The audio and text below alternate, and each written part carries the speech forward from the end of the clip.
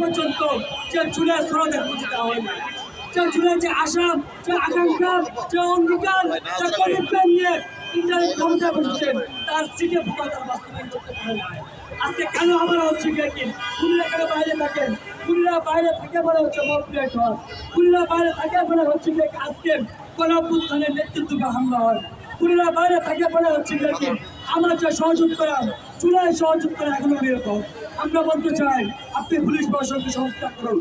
আমরা বলতে চাই যে এখন হচ্ছে খুনিদেরকে বিভিন্নভাবে আশ্রয় দিচ্ছেন, তাদেরকে আপনি হুঁশিয়ার করুন, তাদেরকে আইনের আওতা নিয়ে আসুন, খুনিদেরকে আইনের আওতা নিয়ে আসুন।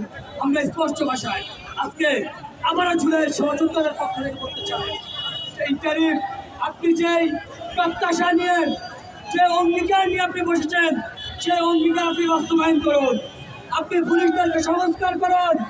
আপনি আপনার একমাত্র ম্যান্ডেট হচ্ছে দেশের ছাত্র জনতা, দেশের গণঅভ্যুত্থানের আমি বারবার একটা কথা বলি, গণঅভ্যুত্থান পরবর্তী যে সরকার এসেছেন সেটা হোক রাষ্ট্রীয় পর্যায়ে, সেটা হোক বিশ্ববিদ্যালয়ের পর্যায়ে, এইখানে এই জুলাই মাসে দাঁড়িয়ে নতুন করে এক্সপ্লেন করার কিছু নেই। আওয়ামী লীগ বাংলাদেশে কত বড় সন্ত্রাস, কত মায়ের মুখ খালি করেছে বন্ধুগণ। আমরা দেখেছি আজকে গোপালগঞ্জে যখন আমাদের সহযোদ্ধারা জুলাই বিপ্লবীরা যান, সেখানে আবারও সেই আওয়ামী লীগ সেই সন্ত্রাসীদের মহড়া আমরা দেখেছি বন্ধুগণ। আমরা খুবই হতাশ হয়েছি যখন রাষ্ট্রীয় প্রশাসন আমাদের বিপ্লবীদেরকে তাদের নিরাপত্তা দিতে ব্যর্থ হয়েছে। আমরা মনে করছি আওয়ামী লীগের বিরুদ্ধে, খুনিদের বিরুদ্ধে, সাদাবাজদের বিরুদ্ধে, সন্ত্রাসীদের বিরুদ্ধে আমাদের যে লড়াই, সেই লড়াই বাংলাদেশ পুনর্গঠনের একটি আদর্শিক লড়াই এবং সেই লড়াইয়ে ছাত্র জনতার পক্ষ থেকে, ছাত্রদের পক্ষ থেকে আমরা সবসময় মানে দেখতে সজাগ থাকবো। বন্ধুগণ,